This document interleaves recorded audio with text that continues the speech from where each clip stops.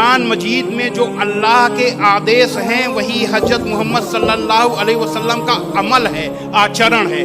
क्योंकि पहले वो आचरण में लाते थे, तब बताते थे कि आयत आई है।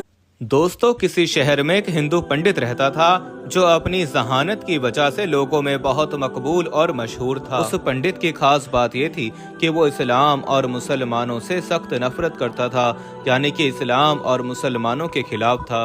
और अक्सर वो मुसलमानों के खिलाफ बेहुदा सवालात निकालता और लोगों को चैलेंज करता था और कहता कि मेरे इन सवालात के जवाब दे दो, मैं इस्लाम को कबूल कर लूंगा, मैं मुसलमान हो जाऊंगा। इस तरह से वो अपनी इस गंदी सोच को दिखाकर मुसलमानों को नीचा दिखाता, जिसको देखकर वो हिंदू पंडित बहुत खुश होता था। इस तरह से उसे अपने इल्म पर बहुत गुरूर हो गया था। फिर एक बार उस हिंदू पंडित ने 3 सवाल बनाए और मुसलमानों को चैलेंज कर दिया कि अगर कोई मेरे इन 3 सवालों के जवाब दे देता है तो मैं इस्लाम कबूल कर लूंगा। दोस्तों, वो सवाल कुछ इस तरह के थे कि जिनका जवाब बड़े आलिमों के पास भी मौजूद नहीं था। और इस तरह से उस हिंदू पंडित का डंका एक बार फिर से जोर पकड़ गया। उस हिंदू पंडित के वो 3 सवाल कुछ इस तरह के थे। उसका पहला सवाल तो ये था कि जब आज तक किसी ने अल्लाह को देखा नहीं है तो फिर तुम लोग पहले कलमे में अल्लाह के एक होने की गवाही कैसे देते हो, और तुम ऐसा क्यों कहते हो कि अल्लाह के सिवा कोई माबूद नहीं है। उसका दूसरा सवाल ये था कि जब हर चीज पर अल्लाह कादिर है तो दुनिया में जो कुछ भी होता है वो अल्लाह की मर्जी से होता है, तो फिर दुनिया में किसी बुरी बात के लिए इंसान कसूरवार क्यों कहलाएगा। और उस हिंदू पंडित का तीसरा सवाल ये था कि तुम कहते हो कि शैतान आग से बना है, वही दूसरी तरफ अल्लाह ताला कहता है कि कल कयामत के दिन शैतान को जहन्नुम की आग में डाला जाएगा।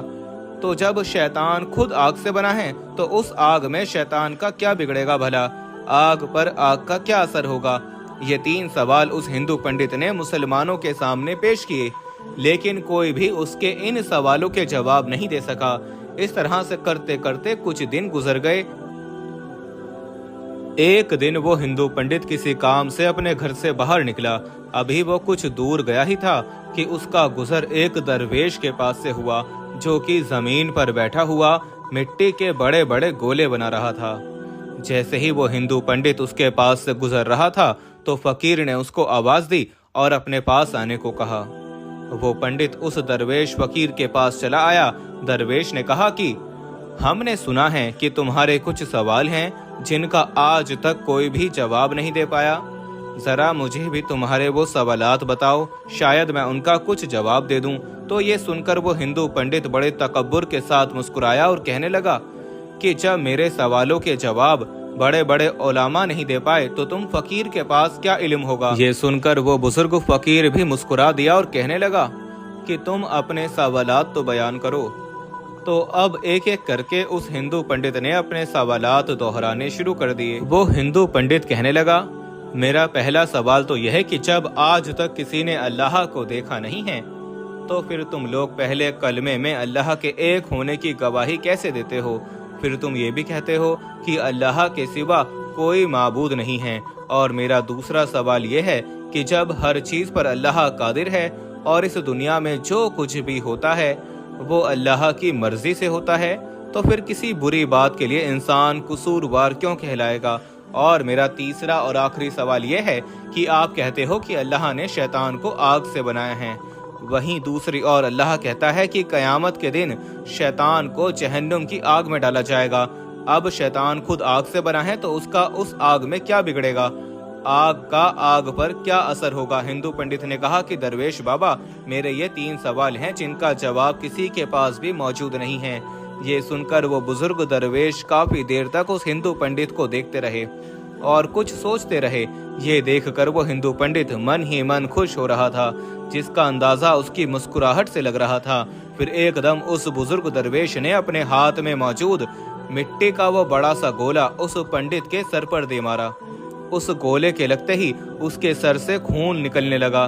पंडित उठ खड़ा हुआ और कहने लगा, तुमने ये जुल्म मुझ पर क्यों किया है, तुमने मुझको क्यों मारा है। मैं इस ज्यादती की शिकायत शहर के काजी से जाकर करूंगा और आपको अदालत में पेश होना पड़ेगा। इतना कहकर वो हिंदू पंडित सीधा काजी साहब के पास पहुंच गया और अपना मुद्दा बयान कर डाला। उस पंडित के सर से अभी भी खून बह रहा था और तकलीफ से उसका बुरा हाल हो रहा था। खैर, उसके बाद बुजुर्ग दरवेश को भी काजी साहब के सामने पेश किया गया। उसके बाद काजी साहब ने पूछा कि हजरत, आपने किस वजह से इसको मारा है? तो ये सुनकर बुजुर्ग फकीर ने कहा, मैंने तो इस पंडित के सवालों के जवाब दिए हैं जो इसने मुझसे पूछे थे। अब ये बिना वजह ही मुझ पर इल्जाम लगा रहा है। ये सुनकर अदालत में मौजूद हर शख्स हैरान हुआ, क्योंकि उस हिंदू पंडित के तीनों सवालों के बारे में हर कोई जानता था। इसीलिए वो हैरान हुए कि इसको मारने से वो सवालों का जवाब कैसे मिल गया। इतने में काजी साहब कहने लगे कि अच्छा बताओ, कहाँ हैं इसके सवालों के जवाब? हमें तो कहीं पर कोई जवाब नजर नहीं आ रहे हैं। इस पर वो बुजुर्ग दरवेश फरमाने लगे, काजी साहब, इसने मुझसे पहला सवाल ये किया था कि जब अल्लाह दिखाई नहीं देता है तो फिर तुम कैसे उसकी मौजूदगी की गवाही देते हो? इसके इस सवाल का जवाब मुझ पर लगाए गए इसी इल्जाम में है। ये कह रहा है कि मेरे सर में चोट लगने से दर्द हो रहा है, लेकिन क्या इसके पास इस बात का कोई गवाह मौजूद है?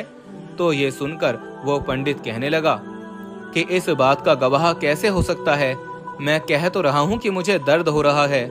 बुजुर्ग दरवेश ने कहा, मगर हम कैसे मान लें कि तुम्हें दर्द हो रहा है? ये सुनकर वो हिंदू पंडित कहने लगा, जनाब, मुझे दर्द महसूस हो रहा है, इसीलिए मैं कह रहा हूँ कि मुझे दर्द हो रहा है। ये सुनकर बुजुर्ग दरवेश ने फरमाया कि ठीक इसी तरह जैसे तुम्हारा दर्द दिखाई नहीं दे रहा है मगर तुमको महसूस हो रहा है, वैसे ही हमें अल्लाह दिखाई नहीं देता है, लेकिन अल्लाह को हम हर वक्त अपने साथ महसूस करते हैं, क्योंकि इस दुनिया में अल्लाह के कुदरत के नज़ारे हर जगह पर जगमगा रहे हैं और हर जगह पर अल्लाह मौजूद है। ये सुनकर वो हिंदू पंडित कहने लगा, चलो मान लिया कि मेरे पहले सवाल का जवाब मुझको मिल गया, अब मुझे मेरे दूसरे सवाल का जवाब भी दे दीजिए। ये सुनकर वो बुजुर्ग बाबा बोले, तुम कहते हो कि जो भी करता है वो अल्लाह ही करता है, तो फिर किसी बुरे काम का कसूरवार कोई इंसान कैसे कहलाएगा? अब तुम्हारे इस सवाल का जवाब भी इसी इल्जाम में मौजूद है जो तुमने मुझ पर लगाया है। जब सब अल्लाह ने किया है तो फिर इसमें मेरा क्या कसूर है? तुमने मुझ पर इल्जाम क्यों लगाया है? अब उसके दूसरे सवाल का जवाब भी उसके सामने था।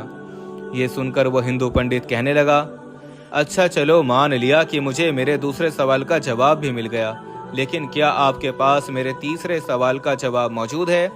वो बुजुर्ग दरवेश कहने लगे, तुम्हारा तीसरा सवाल यह है कि शैतान आग से बना है और अल्लाह कहता है कि कयामत के दिन शैतान को आग में डाला जाएगा, तो उस आग में शैतान का क्या बिगड़ेगा?